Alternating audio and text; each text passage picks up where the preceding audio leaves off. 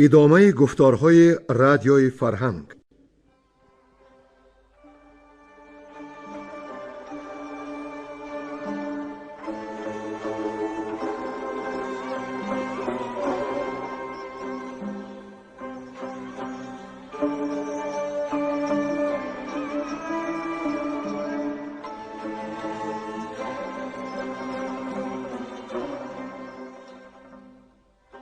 بسا رنج بردم در این سال سی، عجم زنده کردم بدین پارسی. بسا رنج بردم در این سال سی، عجم زنده کردم بدین پارسی.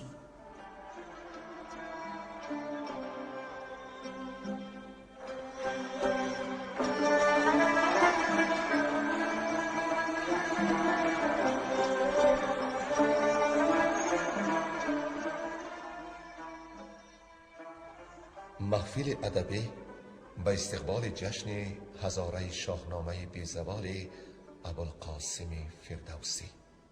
صدر محفل لایق شیرعلی.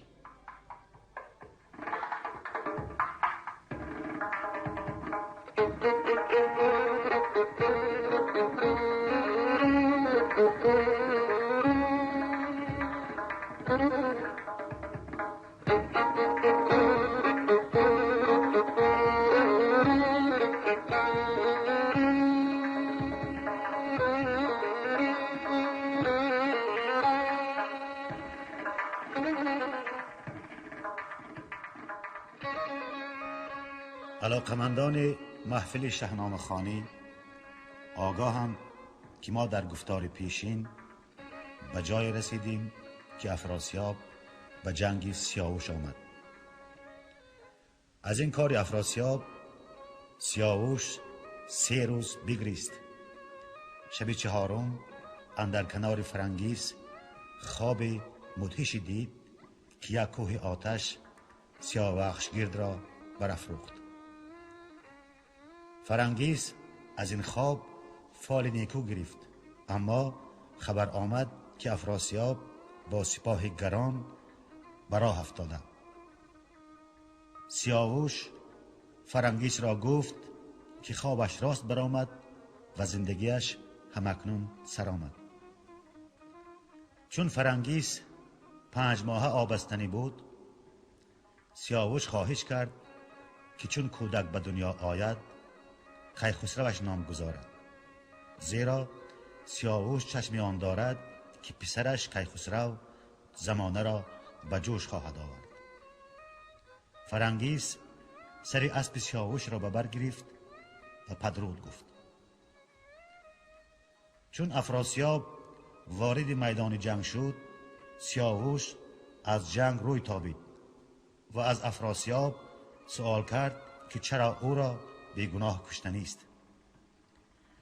اما گرسیوز کمخرد سیاوش را می گفت که اگر جویای جنگ نیستی چرا با کمان و زره پیش شاه آمده ای؟ سیاوش سوی افراسیاب روی آورده می گفت که به گفتار گرسیوز بدخرد باور نکند و خون بیگناهان نریزد. اما باز هم گرسیوز افراسیاب را برمی انگیخت که با دشمن گفت و شنود نکند. افراسیاب فرمان داد تا تیغ کشند و رستخیزی بپا کنند. سیاوش باز هم به تیغ و نیزه دست نیازید و هم یاران خویش را به جنگ نفرمود. افراسیاب همه سپاه ایران را کشت. گروه دست سیاوش را ببست، بر گردنش پالهنگ نهادند و به سوی سیاوخشگرد کشان کشان بردند. افراسیاب امر داد تا سر سیاوش را به خنجر ببرند. سپاه یکسر از شاه طلب می کردند که از خون سیاوش بگذرد. پیلسم از شتاب و بدی افراسیاب و ناروا سیاوش را سر بریدن او غمین شد و درخواست کرد تا او را به بند بدارد، زیرا او از تخمه شاه کاووس است و رستمش پرورده است. اما گرسیوز سخت پافشاری میکرد که سیاوش کشته شود. همچنین دمور و گروی از افراسیاب کشتن سیاوش را میخواستند. افراسیاب را رحم به دل آمد و اندیشه میکرد که رها کردن سیاوش اولاتر است، زیرا از ریختن خون او به توران زمین فال نیک نخواهد آمد. و همکنون دنباله داستان را بشنوید. گویندگان گلنسا زمانی، بیرنگ کهدامنی، شمس الدین، بازار صابر و کمینه.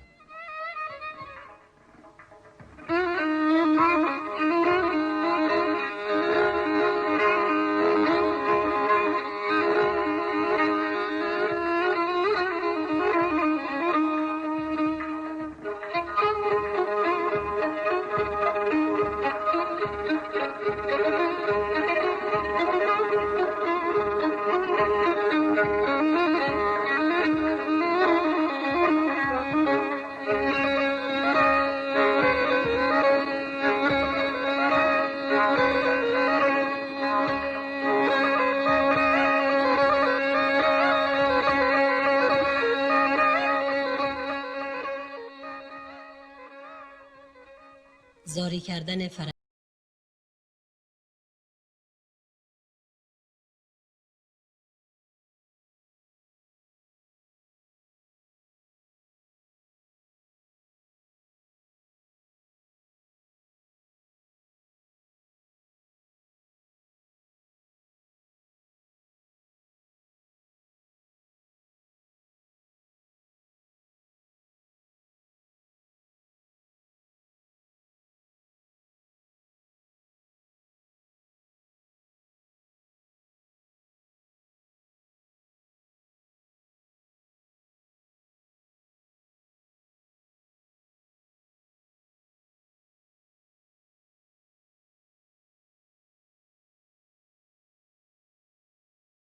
یاده بیامد به نزدیک شاه، به خون رنگ داده رخان همچو ماه.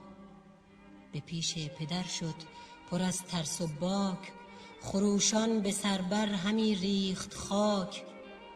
بدو گفت که ای پرهنر شهریار، چرا کرد خواهی مرا خاکسار؟ دلت را چرا بستی اندر فریب، همی از بلندی نبینی نشیب. سر تاجداری مبر بی گناه، که نپسندد این داور هور و ماه. سیاوش که بگذاشت ایران زمین، همی بر تو کرد از جهان آفرین. بیازرد از بهر تو شاه را، بماند افسر و گنج و هم گاه را. بیامد تو را کرد پشت و پناه، کنون زو چه دیدی که بردت ز راه؟ سر تاجداران نبرد کسی، که با تاج و بر تخت ماند بسی. مکن بی گنه بر تن من ستم، که گیتی سپنج است و پرباد و دم. یکی را به چاه افکند با کلاه، یکی بی کله برنشاند به گاه. سرانجام هر دو به خاک اندرند، ز اختر به چنگ مغاک اندرند.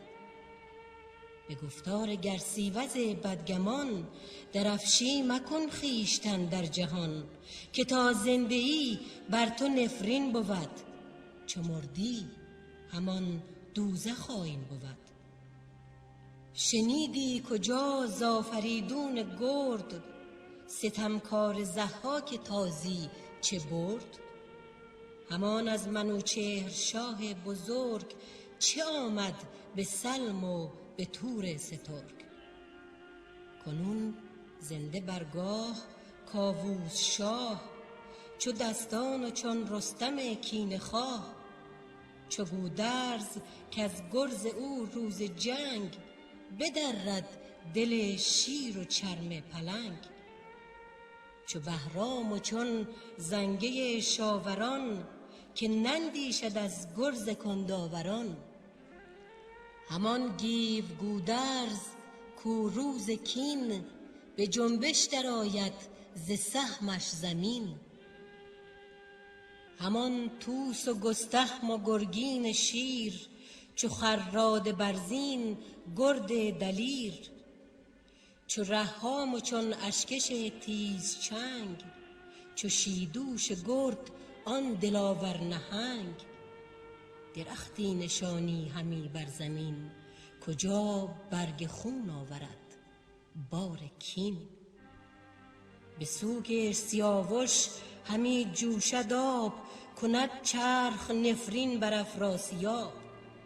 ستمگر شدی بر تن خویشتن بسی یادت آید ز گفتار من.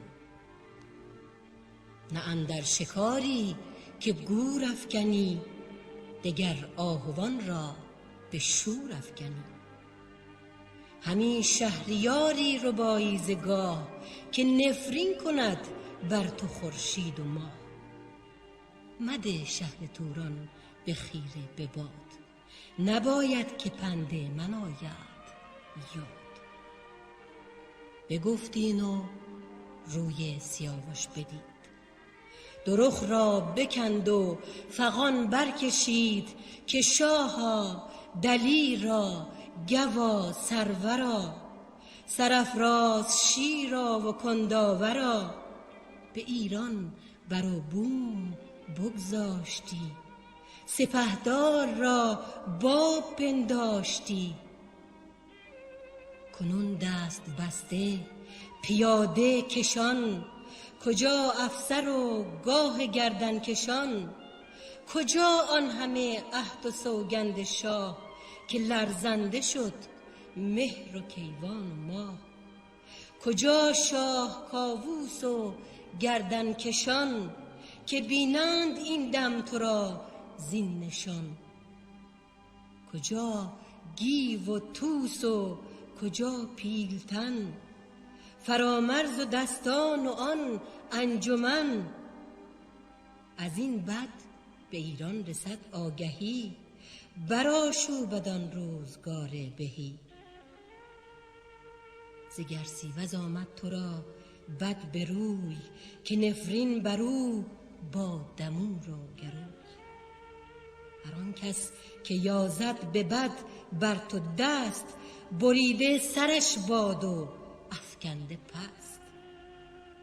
جهاندار این بر تو آسان کناد دل دشمنانت هراسان کناد. مرا کاشکی دیده گشتی تباه ندیدی بدینسان کشانت به راه. مرا از پدر این کجا بود امید که پردخته ماند کنارم ز شید. چو گفتار فرزند بشنید شاه جهان گشت در پیش چشمش سیاه.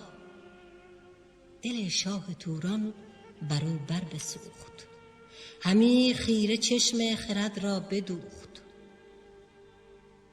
بدو گفت برگرد و ایدر مپای چه دانی که ایدر مرا چیست رای. به کاخ بلندش یکی خانه بود فرنگیس از آن خانه بیگانه بود. بفرمود تا روزبانان کشان مرو را کشیدند چون بیهوشان. در آن تیرگیش اندر انداختند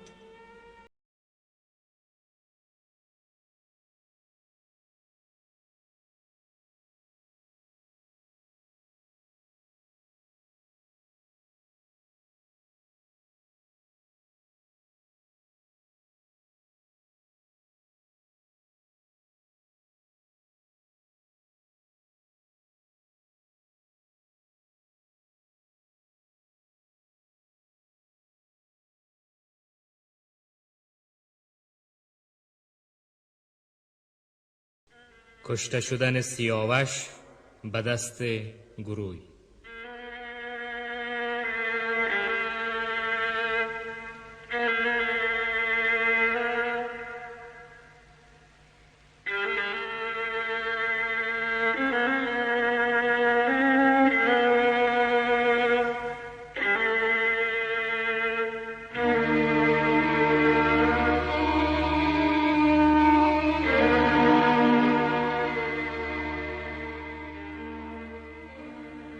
نگه کرد، گر سیوز اندر گروی ستمگر نپیچید روی. بیامد به پیش سیاوش رسید، جوانمردی و شرم شد ناپدید. بزد دست و ریش شهنشه گرفت، به خواری کشیدش به خاک ای شگفت. سیاوش بنالید بر کردگار که ای برتر از گردش روزگار. یکی شاه پیدا کن از تخم من، چو خورشید تابنده بر انجمن. که خواهد از این دشمنان کین من، کند در جهان تازه آیین من. هنرها و مردی بجای آورد، جهان را سراسر به پای آورد. همی شد پس پشت او پیلسم، دو دیده پر از خون و دل پر ز غم. سیاوش بدو گفت پدرود باش، جهان تار و تو جاودان پود باش. درودی ز من سوی پیران رسان، بگویش که گیتی دگر شد بسان. به پیران نه زین گونه بودم امید، همی پند او باد شد من چو بید. مرا گفته بود او که با 100,000 زرهدار و برگستوان ور سوار، چو برگرددت روز یار توام. بگاه چرا مرغزار توام. کنون پیش گرسیوز ای در دمان، پیاده چنین خوار و تیر روان. نبینم همه یار با من کسی، که بخروشدی زار بر من بسی. چو از شهر و از لشکر اندر گذشت، کشانش ببردند بسته بدشت. ز گرسیوز آن خنجر آبگون، گروی زره بستد از بحر خون. پیاده همی برد مویش کشان، چو آمد بدان جایگاه نشان. که آن روز افگنده بودند تیر، سیاوش و گرسیوز شیرگیر. چو پیش نشانه فراز آمد اوی، گروی زره آن بد زشت خوی. بیفگند پیل ژیان را به خاک، نه شرم آمدش زان سپهبد نه باک. یکی تشت بنهاد زرین برش، به خنجر جدا کرد از تن سرش. کجا آن که فرموده بود تشت خون، گروی زره برد و کردش نگون. گیاهی برآمد همانگه ز خون، بدان جا که آن تشت شد سرنگون. به ساعت گیاهی از آن خون برست، جز ایزد که داند که آن چون برست. گیا را دهم من کنونت نشان، که خوانی همی خون سیاوشان. چو از سربن دور گشت آفتاب، سر شهریار اندر آمد به خواب. چه خوابی که چندین زمان برگذشت، نه جنبید هرگز نه بیدار گشت. یکی باد با تیره گرد سیاه، برآمد که پوشید خورشید و ماه. کسی یکدیگر را ندیدند روی، گرفتند نفرین همه بر گروی. چو از شاه شد تخت شاهی تهی، نه خورشید بادا نه سرو سهی. چپ و راست هر سو بتابم همی، سر و پای گیتی نیابم همی. یکی بد کند نیک پیش آیدش، جهان بنده و بخت خویش آیدش. یکی جز به نیکی زمین نسپرد، همی از نژندی فرو پژمرد. مدار ایچ تیمار با جان به هم، به گیتی مکن جاودان دل دژم. که ناپایدار است و ناسازگار، چنین بود تا بود این روزگار. یکی دان از او هرچه آید همی، چو جاوید با تو نپاید همی. ز کاخ سیاوش برآمد خروش، جهانی ز گرسیوز آمد به جوش. همه بندگان موی کردند باز، فرنگیس مشکین کمند دراز بکند و میان را به گیسو ببست، و ناخن گل ارغوان را بخست. سر ماه رویان گسسته کمند، خراشیده روی و بمانده نژند. به آواز بر جان افراسیاب، همی کرد نفرین همی ریخت آب. خروشش به گوش سپهبد رسید، چنان ناله زار و نفرین شنید. به گرسیوز بدنشان شاه گفت، که او را برون آورید از نهفت. ز پرده به گیسو بریدش کشان، بر روزبانان مردم کشان. بگو تا بگیرند موی سرش، بدرند بر تن همی چادرش. زنندش بسی چوب تا تخم کین، بریزد بر این بوم توران زمین. نخواهم ز بیخ سیاوش درخت، نه شاخ و نه برگ و نه تاج و نه تخت. همه نامداران آن انجمن، گرفتند نفرین برو تن به تن. که از شاه و دستور و از لشکری، بر آن گونه نشنید کس داوری. بیامد پر از خون درخ پیلسم، روان پر ز داغ و رخان پر ز نم. به نزدیک لحاک و فرشیدورد، وزان در سخنها همه یاد کرد. که دوزخ بی از تخت افراسیاب، نشاید بر این بوم آرام و خواب. بتازیم و نزدیک پیران شویم، به تیمار و درد اسیران شویم. سه اسب گرانمایه کردند زین، همی برنوشتند گفتی زمین. چنان بود قضای جهانبان فرد، که از راه پیران برانگیخت گرد. که بشنیده بودن که افراسیاب، به جنگ سیاوش دارد شتاب.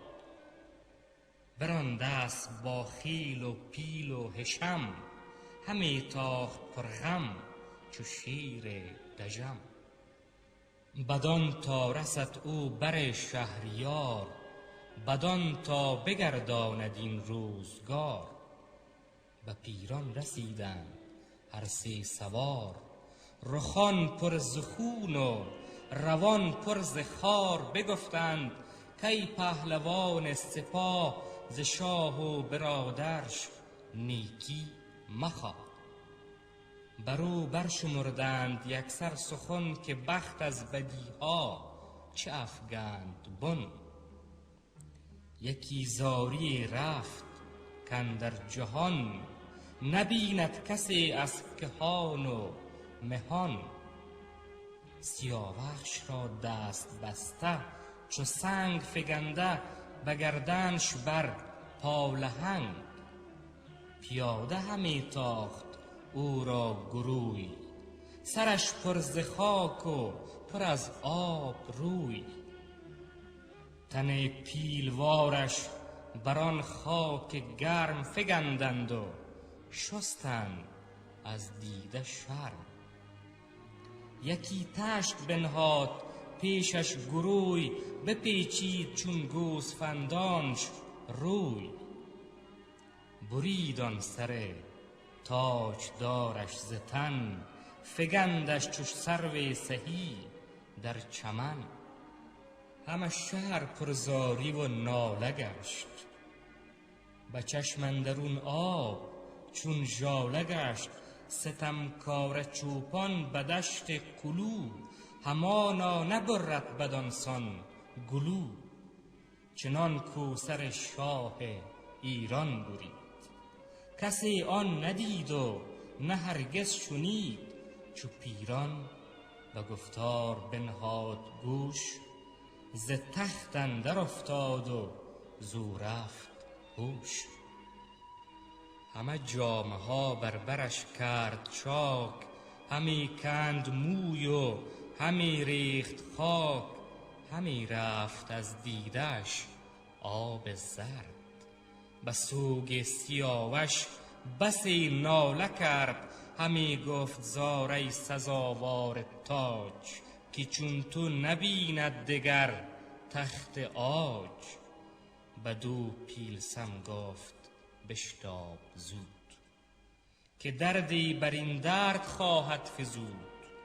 فگنده فرنگیس را هم ز تخت تنش بود لرزان بسان درخت. به خواری ببردند ناگه کشان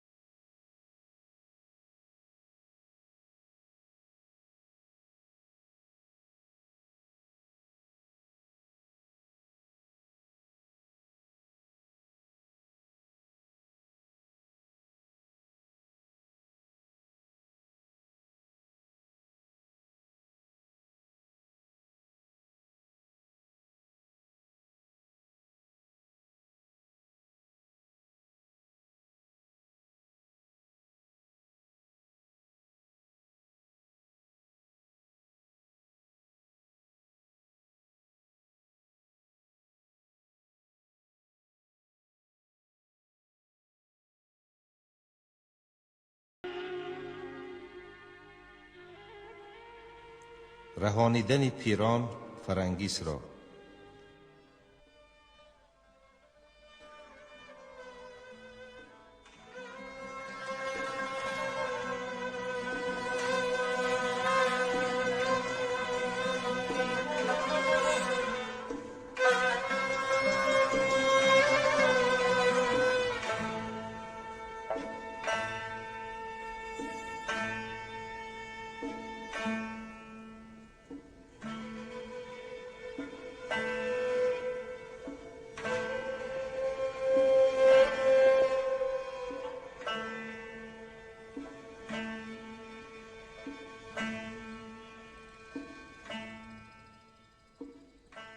چو بشنید پیران چنین گفت و گوی خروشان و جوشان برآمد به کوی. ز آخور بیاورد پس پهلوان ده اسپی سوار آزموده گوان. خود و گرد رویین و فرشید ورد برآورد از آن راه ناگاه گرد. به 2 روز و 2 شب به درگه رسید دری نامور پر جفا پیشه دید. فرنگیس را دید چون بیهوشان گرفته ورا روزبانان کشان. به چنگال هر یک یکی تیغی تیز، زی درگاه برخاسته رستخیز. همه دل پر از درد و دیده پراغ، زبان پر ز نفرین افراسیاب. بگفتند هر کس همی با دیگر، زن و مرد و کودک به درگاه بر. که این سخت کاری است با ترس و بیم، فرنگیس را گر زند بر دو نیم. ز تندی شود پادشاهی تباه، مرو را نخواند کسی نیز شاه. همانگاه پیران بیامد چو باد، کسی کش خرد بود دلش گشت شاد. چو چشمی گرامی به پیران رسید، شد از آب دیده رخش ناپدید. بدو گفت با من تو بد ساختی، چرا زنده در آتش انداختی. ز اسپ اندر افتاد پیران به خاک، همه جامه پهلوی کرد چاک. بفرمود تا روزبانان در، زمانی ز فرمان بتابند سر. بیامد دمان پیش افراسیاب، دل از درد خسته دو دیده پرآب. بدو گفت شاها انوشه بودی، همیشه ز تو دور دستی بدی. چی آمد ز بد بر تو ای نیک خوی، کی آوردت این روزی بد را بروی. چرا بر دلت چیره شد خیره دیو، ببرد از دلت شرمی کیهان خدیو. بکشتی سیاوخش را بیگناه، به خاک اندر انداختی نام و جاه. به ایران رسد زین بدی آگهی، برآشو بدین روزگاری بهی. بسا پهلوانان کز ایران زمین، که با لشکر آیند پر درد و کین. جهان آرمیده ز دستی بدی، شده آشکارا رهی ایزدی. فریبنده دل ز دوزخ بجست، بیامد دل شاهی توران بخست. بران اهریمن نیز نفرین سزد، که پیچید رایت سوی راهی بد. پشیمان شوی زین به روزی دراز، بپیچی همانا به گرم و گداز. ندانم که این گفتنی بد ز کیست، و زین آفریننده را رای چیست. کنون زو گذشتی به فرزندی خویش، رسیدی به آزاری پیوندی خویش. چو دیوانه از جای برخاستی، چنین روزی بد را بیاراستی. نخواهد همانا فرنگیس بخت، نه اورنگ شاهی نه تاج و نه تخت. به فرزند با کودک در نهان، درفشی مکن خویشتن در جهان. که تا زنده ای بر تو نفرین بود، پس از زندگی دوزخ خواهیم بود. اگر شاه روشن کند جان من، فرستد ورا سوی ایوان من. وریدون که اندیشه زین کودک است، همانا که این درد و رنج اندک است. بیمان تا جدا گردد از کالبد، به پیش تو آرم همه ساز بد. بدو گفت از این سان که گویی بساز، مرا کردی از خون او بینیاز. سپهدار پیران از آن شاد گشت، ز اندیشه بد دل آزاد گشت. بیامد به درگاه و او را ببرد، بسی زیست بر روزبانان شمرد. به آزار بردش به شهر ختن، خروشان همه درگه و انجمن. چو آمد به ایوان به گلشهر گفت، که این خوب رخ را بباید نهفت. بدان تا از او شاه گردد جدا، پس آنگه بسازم یکی کیمیا. همی باش پیشش پرستاروار، ببین تا چی بازی کند روزگار. بران نیز بگذشت یک چند گاه، گران شد ز کودک فرنگیسی ماه.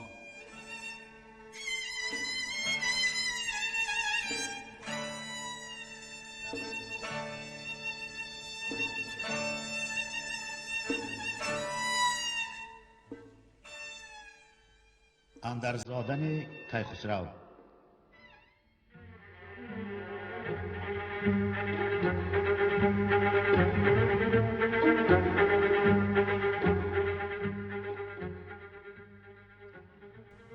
شب تیرگون ماه پنهان شده، به خواب اندرون مرغ و دام و دده. چنان دید سالار پیران به خواب، که شمع برافروخته ز آفتاب. سیاوخش بر تخت و تیغ به دست، به آواز گفتی نشاید نشست. از این خواب نوشین سر آزاد کن، ز فرجام گیتی یکی یاد کن. که روز نوایین و جشن نو است، شب زادن شاه کیخسرو است. سپهبد بپیچید در خواب خوش، بجنبید گلشهر خورشید فش. بدو گفت پیران که خیز و برو، خردمند پیش فرنگیس شو. سیاوخش را دیدم این دم به خواب، درخشانتر از ماه و از آفتاب. که گفتی مرا چند خسپی مپای، به جشن جهاندار کیخسرو آی. دوان رفت گلشهر تا پیش ماه، جدا گشته دید از بر ماه شاه. بدید و به شادی سبک بازگشت، همه کاخ از او پر ز آواز گشت. بیامد به سالار پیران بگفت، که گویی که با ماه شد شاه جفت. یکی اندر آی و شگفتی ببین، بزرگی و رای جهان آفرین. که گویی نشاید مگر تاج را، و یا جوشن و گرز و تاراج را. سپهبد بیامد بر شهریار، بسی آفرین کرد بر کردگار. بران برز و بالا و آن شاخ و یال، که گفتی برو برگذشته است سال. ز بهر سیاوش دو دیده پرآب، همی کرد نفرین بر افراسیاب. چنین گفت با نامور انجمن، که گر بگسلد زین سخن جان من. نمانم که یازد بر او شاه چنگ، مرا گر سپارد به کام نهنگ. بدانگه که خورشید بنمود تیغ، به خواب اندر آمد سری تیر میغ. بیامد دوان پهلوان سپاه، پر از ترس و امید نزدیک شاه. همی بود تا جای پردخت شد، و نزدیک آن نامور تخت شد. بدو گفت خورشید فر مهترا، جهاندار و بیدار و افسونگرا. به بختت یکی بنده افزود دوش، که گفتی ورا ماه داده است هوش. نماند ز خوبی به گیتی به کس، تو گویی به گهواره ماه است و بس. اگر تور را روز باز آمدی، به دیدار رویش نیاز آمدی. به ایوان نبیند چنو کس نگار، بدو تازه شد فره شهریار. فریدون گرد است و گویی به جای، به فر و به چهر و به دست و به پای. از اندیشه بد بپرداز دل، برافروز تاج و برافراز دیل. چنان کرد روشن جهان آفرین، کزو دور شد جور و بیداد و کین. روانش شد از کرده خود به درد، برآورد از دل یکی باد سرد. پشیمان شد از بد کجا کرده بود، دمار از دل خود برآورده بود. بدو گفت بر من بد آید بسی، سخنها شنیدستم از هر کسی. پرآشوب و جنگ است این روزگار، همه یاد دارم ز آموزگار. که از تخمه تور و از کیقباد، یکی شاه سر برزند با نژاد. جهان را به مهری وی آید نیاز، به ایران و توران برندش نماز. کنون بودنی هرچی بایست بود، ندارد غم و درد و اندیشه سود. مداریش اندر میان گروه، فرستید نزد شبانان و کوه. بدان تا نداند که من خود کیم، بدیشان سپرده ز بهر چیم. نیاموزد از کس خرد با نژاد، ز کار گذشته نیایدش یاد. بگفت آنچه یاد آمدش زان سخن، همین نو شمرد این سرای کهن. چی سازی که چاره به دست تو نیست، دراز است و در دام و شست تو نیست. گریدون که بد بینی از روزگار، به نیکی همو باشد آموزگار. بیامد به در پهلوان شادمان، همه نیک بودش به دل در گمان. جهان آفرین را نیایش گرفت، مران شاه نو را ستایش گرفت. پراندیشه شد تا به درگه رسید، که از آن خورد بخشش چی آید پدید.